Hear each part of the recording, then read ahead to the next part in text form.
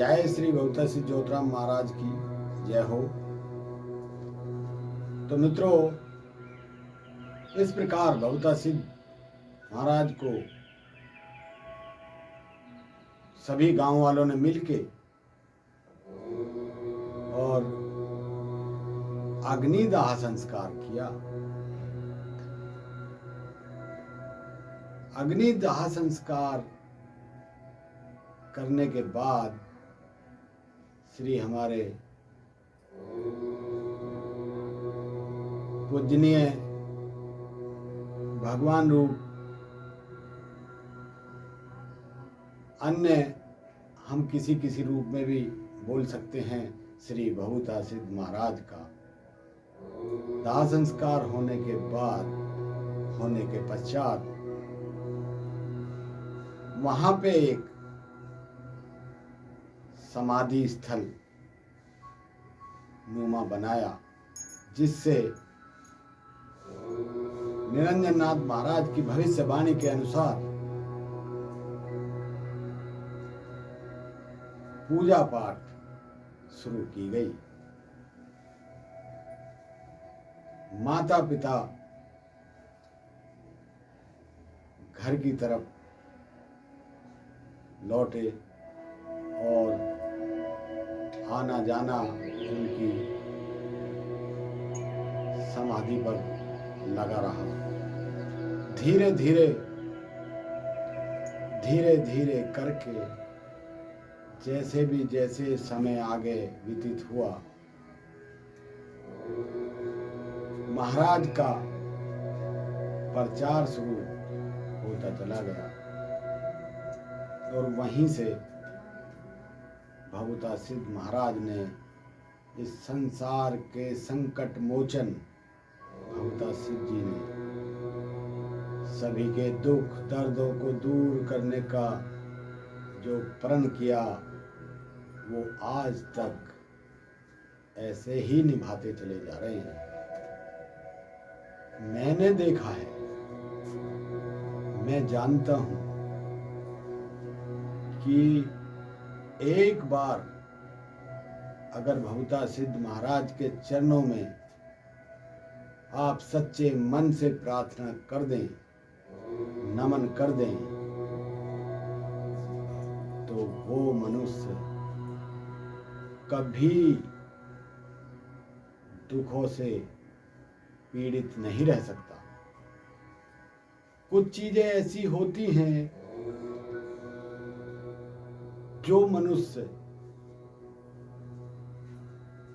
या अन्य देवी देवता के वश से बाहर होती है। जैसे आपने सुना होगा, लोग कहते हैं, एक कहावतों के रूप में दोहराई गई हैं बातें कि जिस परम पिता परमेश्वर ने हमें जीवन दिया है, वो खाना भी देगा। जिस परम पिता परमेश्वर ने हमें जीवन दिया है, वो एक दिन मृत्यु भी देगा।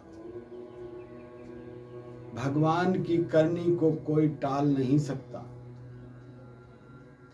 उस परम पिता परमेश्वर की करनी को, उसके लेख को, उसकी लिखी हुई विद्या, उसके लिखे हुए विधान को कोई झुटला नहीं सकता। इसी प्रकार हमारे बहुता सिद्ध महाराज को निरंजन नाथ महाराज, उनके गुरु श्री बाबा भोलेनाथ के दरबार में लेके गए और वहां से बाबा भोलेनाथ के श्री चरणों में ले जाने के बाद उनको आशीर्वाद जो प्रभु परम भगवान श्री भोलेनाथ ने दिया, वह आशीर्वाद श्री बहुता सिद्ध के शीश पर आज भी विराजमान है। आज भी वह शक्ति इतनी पुरानी होने के बावजूद आपको साक्षात सामने खड़ी दिखाई देगी, क्योंकि भोलेनाथ तो भोले हैं। वो किसको कब क्या दे दें ये किसी को नहीं पता। इसी प्रकार बाबा श्री भभूता सिद्ध महाराज को उन्होंने अपने चरणों में आसरा देकर और जो इस धरती मंडल पर इस मृत्यु लोक में जो शक्ति कायम की है, ये मेरा अपना अनुभव है। मैंने ऐसी शक्ति को नहीं देखा और मैं अपने सभी मित्रों को ये भी बता देना चाहता हूं, जो भी इस वीडियो को सुने, इस वीडियो को कोई गलत न समझे। अगर कोई गलत समझे तो ये उसका दुर्भाग्य होगा। अगर आप किसी चीज से पीड़ित हैं तो मैं आपको ऐसा एक रास्ता दिखाना चाहता हूं, क्योंकि यह वीडियो एक सच्ची घटना पे आधारित है। ये कोई ऐसे झूठ फरेबी साधु महात्मा या कोई ठग महात्मा उनकी नहीं है। ये आज भी जैसे 100-200 साल पहले शक्ति थी, इसी प्रकार आज भी ये शक्ति बरकरार है। अगर आप किसी दुख पीड़ा से परेशान हैं तो आप काली नाड़ी जा सकते हैं। आप काली नाड़ी में श्री भभूता सिद्ध मंदिर के नाम से आप जाकर, जो अनजान लोग हैं वो जाकर वहाँ पता कर सकते हैं। आपको सारा कुछ हाल इनके बारे का पता चल जाएगा और आप रोते हुए जाएंगे और उधर से हंसते हुए आएंगे। ऐसी इनकी शक्ति का प्रभाव है। तो इसे मैं आप सभी से हाथ जोड़कर विनती करूंगा कि इसे कोई गलत ना समझे, क्योंकि यह किसी का कमाई का धंधा नहीं है। यह किसी का नेट चलाने का कार्य नहीं है। यह श्री भभूता सिद्ध ज्योतिराम महाराज का प्रचार है और इस प्रचार को आप गलत बिल्कुल न समझें, क्योंकि यह एक सच्ची शक्ति है जिसे आप आजमा कर देख सकते हैं, जिससे आप अपना काम करा कर देख सकते हैं। तो ये मेरी आपसे विनती है। तो आइए चलते हैं। श्री भभूता सिद्ध महाराज ने आगे आगे क्या क्या अपने चमत्कार दिखलाए। बाबा ने काली नाड़ी में अपना स्थान बनवाया और वहां से लोगों का कष्ट दूर करने का प्रण लिया। शिव शक्ति बाबा भोलेनाथ की शक्ति के माध्यम से उनको आशीर्वाद मिला कि आप सदा, आपकी शक्ति जागृत रहेगी। आप जिसको जो भी आपके नाम से किसी बीमार या दुखी प्राणी को भभूति दे देगा, वह आदमी तुरंत ठीक हो जाएगा। तो बस इसी तरीके से महाराज चलते रहे, लोग उनके आज और कल भक्त जुड़ते रहे। वहां से इसी प्रकार महाराज राजस्थान के तारानगर क्षेत्र में, जहां एक चंगोई गांव है, वहां इनका एक सेवक बना और वह वहां इनका एक छोटा मंदिर बनाया और पूजा पाठ करनी शुरू कर दी। तो वहां से चलते चलते एक दिन बाबा अपने उस इलाके में घूम रहे थे, क्षेत्र में भ्रमण कर रहे थे।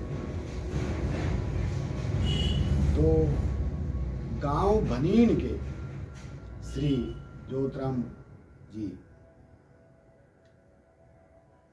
भोलेनाथ के भक्त, बचपन से भक्ति भाव में रहने वाले एक व्यक्ति थे। साधारण गांव में वास करते थे, जहां उनका पूरा परिवार आज भी वास करता है। इसी प्रकार श्री ज्योतिराम जी का जो कार्य था, खेती करना और अपने पशुओं को घुमाना, चराना फिराना, क्योंकि राजस्थान में अधिकतर अपने ढोर डंगर पशुओं के साथ गुजारा चलता रहता है। खेती वहाँ बगैर बरसात के खेती होती नहीं। तो इसी प्रकार से उन्होंने एक दिन अपने पशुओं को खोला और पशुओं को लेकर चराने के लिए निकल गए। बाबा भभुता सिद्ध के इलाका क्षेत्र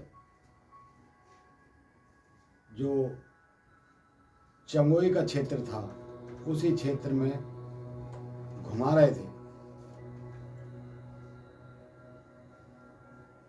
वहीं पे एक पेड़ के पास बैठकर बाबा भोलेनाथ का जाप कर रहे थे। उस क्षेत्र में भभुता सिद्ध का भी काफी नाम चर्चित हो रहा था। तो आदमी, मनुष्य ना चाहते हुए भी किसी किसी का नाम आ जाता है। और यह तो देखिए, मनुष्य आप और हम क्या जानते हैं, यह उस विधाता का खेल है। वो विधाता किसको कब क्या बना दे, ये किसी को नहीं पता। राजा को रंक और रंक को राजा वो कैसे पल में बना देता है, यह किसी को आज तक पता नहीं चल पाया। मैंने आपको बताया कि बाबा श्री ज्योतिराम जी एक जंगल में बैठकर जाप कर रहे थे। जाप करते करते अचानक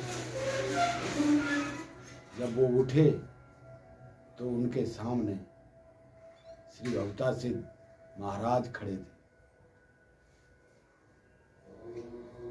उन्होंने कहा, भाई आप कौन हैं?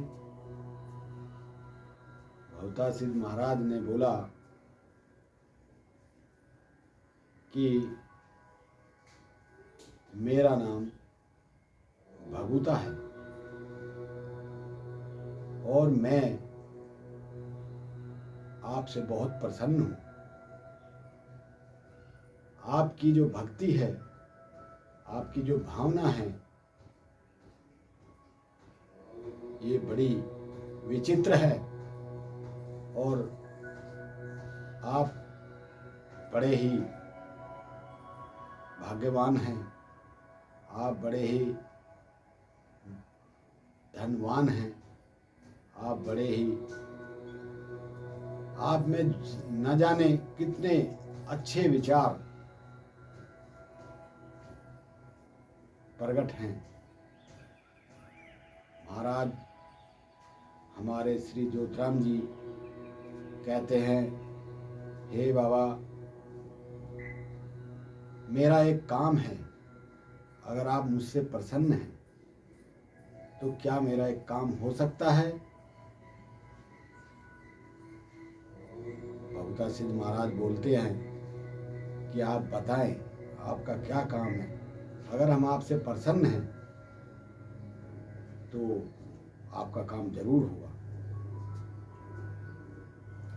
बस इसी बात को करते करते और श्री ज्योतिराम जी ने उनके सामने अपने दिल की व्याख्या जो रख दी और कहा कि हे प्रभु, हे मेरे मालिक, ये दुनिया बड़ी दुखी है।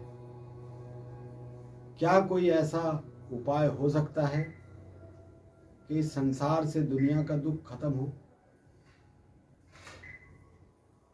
भगवता सिद्ध जी कहते हैं, बेटा ज्योतिराम, ये तो बड़ा कठिन है। ऐसा तो इस संसार में कोई उपाय नहीं,